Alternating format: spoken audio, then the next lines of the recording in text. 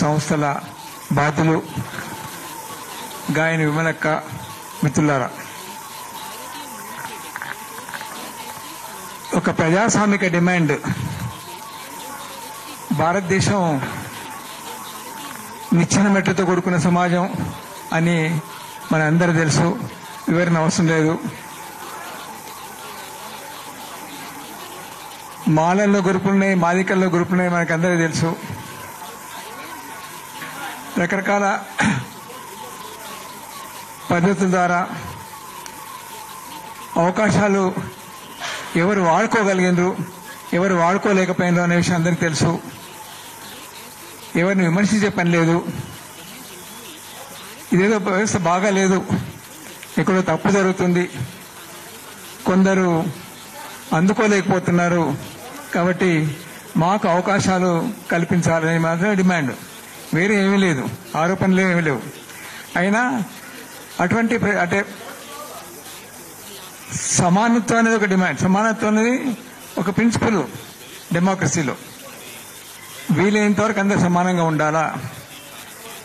భారతదేశంలో అది లేదు కాబట్టి ఒక రాజ్యాంగం రాసుకున్నాం, అంబేద్కర్ గురించి మాట్లాడుతున్నాం, అంబేద్కర్ అవే విషయాలు చెప్పిండు. వీలైనంత వరకు అంతరాలను తగ్గించే ప్రయత్నం చేయాలి. ఈ అంతరాలు తగ్గించుకునే దాంట్లో భాగంగానే ఇప్పుడు ఎంఆర్పిఎస్ ఉద్యమం వచ్చింది. చాలా కాలం తర్వాత రకరకాల ఆటుపోట్లకు గురైంది, చాలా మంది మరణించారు, త్యాగాలు చేశారు. చివరికి సుప్రీంకోర్టు ఇది ఒక న్యాయమైన డిమాండ్ అని ఒప్పుకుంది. కనీసం దీని గురించి మాట్లాడేవాళ్ళు ఇది న్యాయమైన డిమాండ్ కాదు అని అనడం లేదు. కొందరు మాట్లాడుతున్న మాటలు చూసి చాలా విచారం అనిపిస్తుంది. మేధావులుగా మనం గుర్తించిన వాళ్ళు, యూనివర్సిటీలో పనిచేసేవాళ్ళు, సామాజిక సంస్థల్లో పనిచేసే వాళ్ళు చాలా అన్యాయంగా మాట్లాడుతున్నారు. ఒక వక్త, ఒక పెద్ద డాక్టరు, మాకు చాలా గౌరవం ఉన్న వ్యక్తి, ఈ మధ్యలో మాట్లాడుతూ ఈ 10 సంవత్సరాల్లో మాదిగలే చాలా అభివృద్ధి అయినరు, మాలలు వెనుకబడ్డారని మాట్లాడుతున్నాడు. అంటే వీళ్ళందరికీ తెలియక మాట్లాడుతుందా?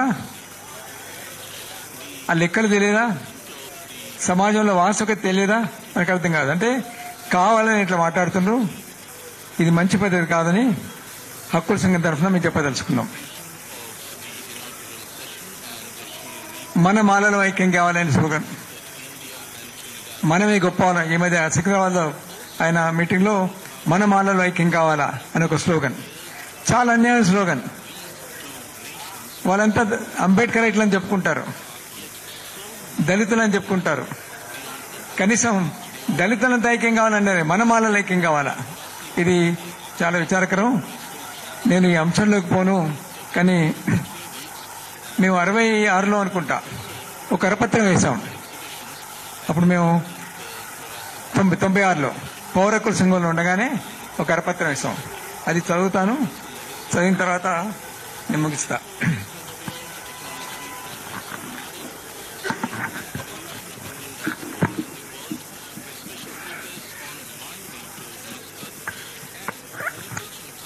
దీన్ని వివరిస్తూ ఆ కరపత్రంలో ఈ 2 కులాల మధ్య ఘర్షణ వాతావరణం నెలకొనడానికి ఇరు వర్గాల నాయకుల బాధ్యత ఉంది అని అన్నాం. అప్పుడు మేము ఇరు వర్గాలు, ఎంఆర్పిఎస్ నాయకులు వాళ్ళు మాట్లాడుతూ కూడా దోచుకున్నారనో, మై లాక్కున్నారనో అప్రజాస్వామిక భాష వాడిండ్రు. అందుకే మేము అంటున్నాం, వర్గీకరణను కోరుకుంటున్న వారు, దాన్ని వ్యతిరేకిస్తున్న వారు తమ వ్యాఖ్యలలోనూ వాదనలోనూ తరచుగా సంయమనం పాటించకపోవడం ఈ పరిస్థితి దారితీసింది.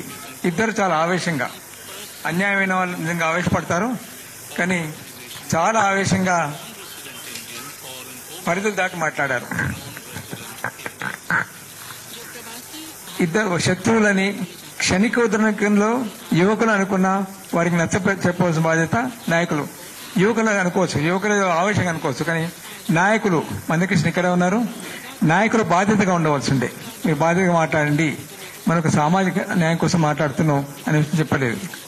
మాదిగ కులాల ఐక్యత కోసం అందరూ కృషి చేయవలసిన అవసరం ఈ రోజు చాలా ఉంది. మాదిగ దండోరా ముందుకు తెచ్చిన వర్గీకరణ డిమాండ్ న్యాయమైనదని గుర్తిస్తూ స్పర్ధలు పెరగకుండా ఉండటానికి అన్ని దళిత కులాలకు సామాన్యంగా ఉన్న అనేక సమస్యల పరిష్కారం కోసం దళితులు ఐక్యంగా నిలబడాలని, దానికోసం మనలాంటి వాళ్ళంతా కృషి చేయాలి అని అప్పుడు చెప్పాము. మేము రిజర్వేషన్ల గురించి మాట్లాడుకున్న రాష్ట్ర ప్రభుత్వంలో ఎస్సీ పోస్టుల బ్యాక్లాగ్ 10,000కు పైగా ఉంది. అప్పుడే రాష్ట్ర జనాభాలో పెరిగిన ఎస్సీ జనాభా నిష్పత్తిని అనుసరించి ఎస్సీ రిజర్వేషన్స్ కోసం కోట పెరగవలసి ఉంది. ఇంకో విషయం ఉంది, ప్రైవేట్ రంగంలో రిజర్వేషన్ కోసం మనం పెద్ద ఆందోళన చేయవలసి ఉంది. ఆ విషయాలు ఏం మాట్లాడుకోవడం లేదు ఇప్పుడు. ఇది ప్రపంచ బ్యాంకు నిర్దేశిస్తున్న ఆర్థిక విధానాలతో ప్రత్యక్షంగా తలపడే పోరాటం కూడా. రిజర్వేషనే కాక ఇతర ఆర్థిక సాంఘిక హక్కుల కోసం కూడా ఉమ్మడిగా పోరాడవలసింది. అగ్రవర్ణాల దాడులను ఇద్దరు సమైక్యంగా ఎదుర్కోవాల్సింది. ఇప్పుడు రోజు రోజు మీరు చూస్తున్న ప్రతిరోజు దళితులపై దాడులు పెరిగిపోతున్నాయి.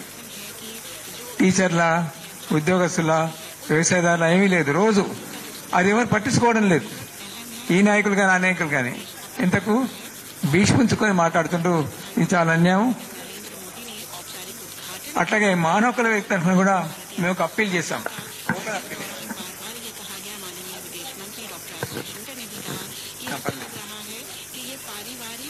ఎస్సీ వర్గీకరణను వ్యతిరేకించే మాల నాయకులకు, మేధావులకు, ఆ కులం ప్రజలకు మా విజ్ఞప్తి ఏమిటంటే, ఇప్పటికైనా సామరస్యపూర్వకంగా ఆలోచించి మనం ఎవరికి వ్యతిరేకంగా సంఘటితం అనుకున్నామనే విషయాన్ని సమీక్షించుకోవాలి. ఈ అంతర్గత వివాదం ఇకనైనా ముగియాలి. ఉమ్మడి పోరాటానికి అసంఖ్యాకమైన సమస్యలున్నాయి. వర్గీకరణ వల్ల దళితుల్లో చీలిక రావడం సంగతి అటుంచి, వర్గీకరణ జరగకపోవడం వల్లనే చీలిక పెరుగుతున్నది. ఈ దశలో కూడా ఈ సమస్య పరిష్కారం కాకపోతే దళితుల ఐక్యత అసాధ్యమైపోతుంది. ఎస్సీ కులాలు మళ్లీ బ్రాహ్మణీయ కులాల నియంత్రణలోకి వెళ్తాయి. ఇదే జరిగితే ఇంతకంటే ఎక్కువ వైరుధ్యాలు, ఓబీసీ కులాల ఐక్యత మరింత పెద్ద ప్రశ్నగా కనిపిస్తుంది. ఇటువంటి ఒక పెద్ద అప్లై చేసినాం, పత్రికల్లో వచ్చింది, ఉత్తరాలు రాసినాం. కాబట్టి ఇట్లారా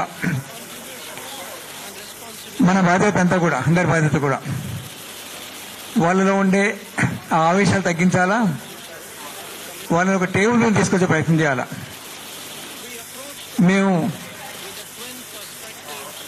సాయుధ పోరాటం చేస్తాం, ఆయుధాలతో కూల్చేస్తాం అనే పార్టీని, ప్రభుత్వాన్ని ఒక టేబుల్ మీద తీసుకొచ్చినాం. అటువంటి ప్రయత్నం చేసినాం. అటువంటి ప్రయత్నం వీళ్ళిద్దరి మధ్య చేయవలసింది. ఆ దిశగా పనిచేయడానికి మేము తప్పకుండా ముందుంటాం.